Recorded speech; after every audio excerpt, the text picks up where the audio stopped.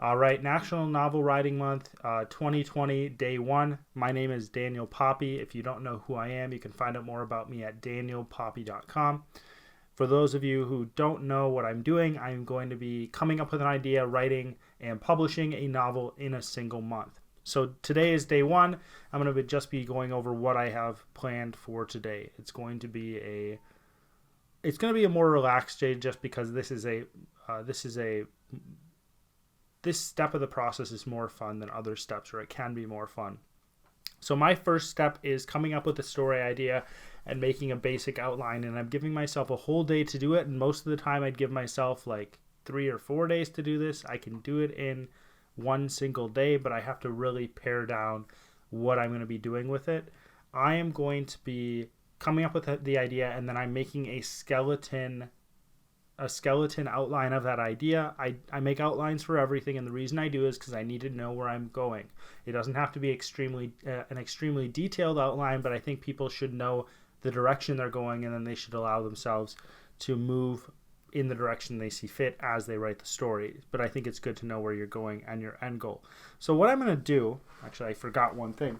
So what I'm going to do is I actually work off of printer paper when I'm coming up with ideas initially. This is my scratch paper. It's just paper you stick in the printer. And the reason why I use this is because it's really cheap, and it is you can just get a huge stack of it, and it's individual, so you don't have to waste a notebook. You can just stick your ideas on here, and then you can work your ideas out, and then once you get your ideas worked out, then you can put them in a notebook or wherever you're going to have them. So I'm going to use something like this for the initial idea and brainstorming and stuff like that. I don't just use lined paper. Lined paper is more expensive. Who cares? If I get the end result I need, it doesn't matter what I use for that. I've been using these. This is really cheap. You can get 24 of these off of Amazon. This isn't, I'm not trying to sell it to you. I just think there's a lot of things you can use. You can get 24 of these little tiny notebooks off of Amazon for like $15 or something like that, and they last you a really long time. So I've actually been using these for planning my day, as well as stories, small stories. I've been using these to outline small stories, and what I would do is I use these because they limit you and they make it so that you can write stories that are shorter than usual. You could do this with a longer story, but the great thing about these is you can carry them around in your back pocket, and you can come up with ideas. So what I'm going to be doing is I'm going to be coming up with brainstorming, coming up with my idea on this. I'm going to actually use another piece of printer paper, and I'm going to I'm going to write an outline on this, a very slim skeletal outline on this. After I write my outline on this, I'll put my outline into this. And what I'm probably going to do is, because I don't have enough time, is I'm probably going to write, I'm probably going to plan as much as I can in this little notebook. So I have my title, the outline title on there, and then I'll flip through, and then I'll plan underneath. I'll fill out the information that I want to put in the book, or the ideas I have. And that'll give me a good guideline. But I'll probably plan out as much as I can today, and I probably won't get through this whole thing. It just will take too much time. Maybe I will. We'll see about it, but I've got a lot of stuff going on today. And then as I go through the week, I'll get my writing goals, and I'll plan out more. And it'll add more to my day, but at the same time, it isn't that bad.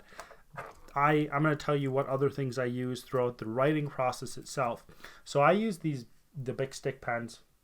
I'm also not trying to sell you these, but I really like them. All right.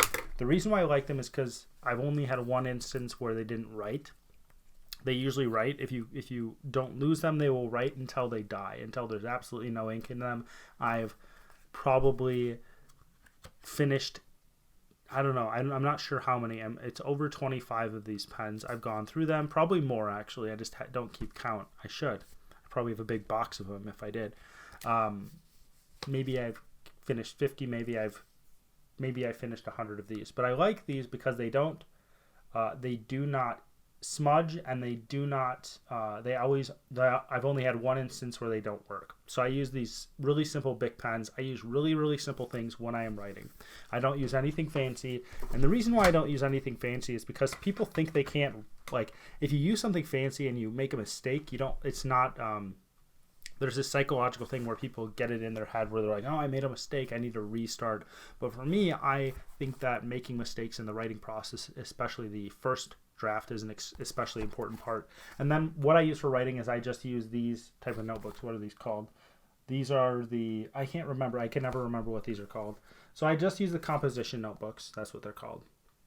And the reason why I use these is because they're cheap, and they don't, the binding doesn't come apart. So if you use another type of notebook, spiral bound, etc., or no spirals, it's just the regular type of notebook, they come apart. But composition notebooks stay together unless you rip out the pages. So don't rip out the pages if you're using a composition notebook.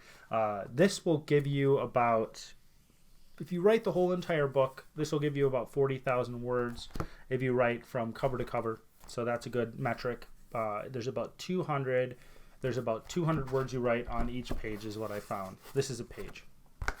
The front, the back side of that piece of paper is another page. So one piece of paper will give you about, I think, 400 words. So that's what I've got. That's what I'm going to be doing. Again, the first step to this process for me is getting that planned out. Coming up with my idea is going to be a big one because I have no idea what I'm going to do yet. I've got the world I'm working in. I've got a series that this is going to be connecting to, but I have no idea what the story is going to be. So that'll be fun because I don't know. The planning process is one of the most fun parts of writing a story for me because anything is possible during the planning process. So we'll see what happens. And that's all I've got for you today. I am going to be putting out a video every single day of this month if you don't know already. So stay tuned.